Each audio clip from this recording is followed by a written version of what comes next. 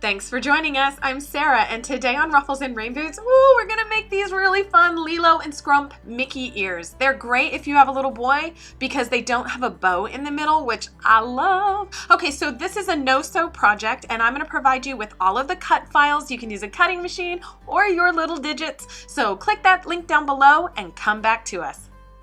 We are now going to make the base of our Mickey ears made out of foam core. So here I'm using a 1-inch headband. I love how much room and stability you get with the 1 inches. So consider using those, but you're going to just measure 3 inches down and you're going to approximate this. Put this against the edge of your foam core so you can make sure that you do not cut ears that are on an arc lower than that. It's just for comfort and so that everyone can see them and so it bends properly.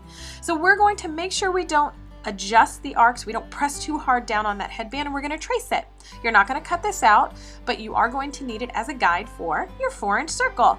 You can use anything. You can use a compass, a jar. I'm using a side dish from my dining set. Anything that's 4 inches, you're going to position it on that curve or that arc of the headband and just give it a trace the whole way around. We're not going to use the whole circle, but we are going to trace the whole circle. So you're going to repeat that on the other side and just line it up. And now I want to show you what we're going to cut out. I'm going to darken it up here a little bit. So you see this line along our headband? That's what we're interested in. So you can see I darkened all of it. It's like a cookie with a bite out of it. And we're going to use a straight edge, any kind of craft knife or razor blade, anything that can cut straight down. Don't use scissors for this part. And we're going to cut the entire piece out. And then once it's out, we can use scissors to sort of straighten it all up. It doesn't have to be perfect. I want you to make sure it's not perfection you're going out after because this is all being covered. You do have to make sure it's about 4 inches wide and do not glue them down, but our foam core Mickey ears are ready for decorating. Okay, so now you have all of your felt pieces cut, and if you're at a loss right now, you need to click that link down below because this is really important that we build these in the right order.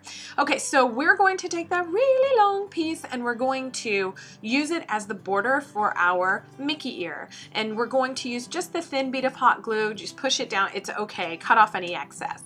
Next up, we're just going to put the blank back on. You can repeat this process on both the front and the back, but kittens, I'm a little lazy, so we're just moving on. We'll put the back on and move to the front. You're not going to actually put it on. We're going to assemble this off of the Mickey ear. So we don't put it on. We're going to lay out everything. So I'm going to stop talking and just show you how I've laid out everything before we start to glue it down or add our little details.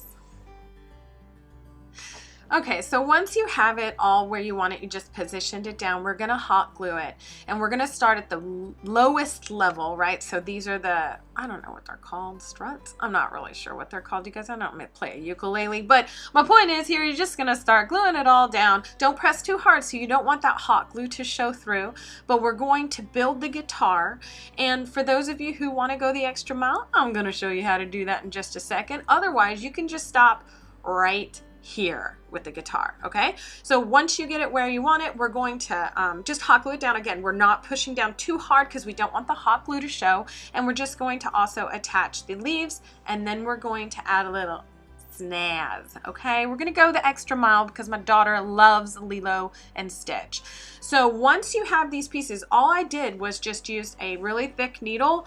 I think it's called a darning needle, and I just used embroidery thread to create 4 strings. Again, we're not talking, you know, long process. This entire thing after the pieces were cut took me maybe 20 minutes to put together. So it's a really quick job. As you can see, I did it halfway through because it helped the stability of it. And then we're just going to repeat the same exact process. We're making sure that the pieces are the right size here for the scrump style, and then we're going to build it the same way by adding the border first and then gluing on the back piece. Once you have the back piece, we're going to flip it over and start this process all again. I'm going to speed this section up because you can just do this on your own, and then we're going to snazz up scrump a little more too. Okay, so you can see me, I'm just putting things where I want them to show. You can also, remember, you can make 2 cuts of all this stuff and do front to back, but we're just going to get it positioned where we want and then start hot gluing it down. No big deal. We are going to make sure that we have everything where we want it, and don't use a lot of hot glue on the mouth. So you can see I'm just basically just smushing a tiny drop around. And that's because you have 2 options with the mouth. You can use the cut files with the little felt pieces. They're these little red stick things like this. Or you can do exactly what we did with the guitar and use a bit of red floss, embroidery floss, and that big thick needle. Again, that's what I did, and my daughter just was over the moon with it. I don't think the kids are gonna care either way, so you do you. But it's really fun because you just go, you know, kind of wonky with the stitching like a kid would do. So you're just going to secure it, and this is what we're left with. And now we're just going to place it onto our ear. Okay, so now if you don't know this, you can't actually stick these suckers onto a plastic headband. So we're just going to wrap a plastic headband in ribbon, or you can use a fabric one. And because I don't know what happened to this portion, I'm going to show you the Snow White ears. You're going to add a thin bead of glue and then place it on the headband in your desired spots. Leave it down though, but your whole goal is to push it in the center. I'm going to show you here. So you see how it's in the center of the headband? Right where you cut, so it lines up perfectly and no glue shows through. That's what I'm showing you there. You're absolutely done. You can put the bow on it if you have a little girl, or the Ohana connector, which I give you in the cut file just on the back. Hey, thanks for watching. Please like and subscribe to Ruffles and Rain Boots for more crafty fun.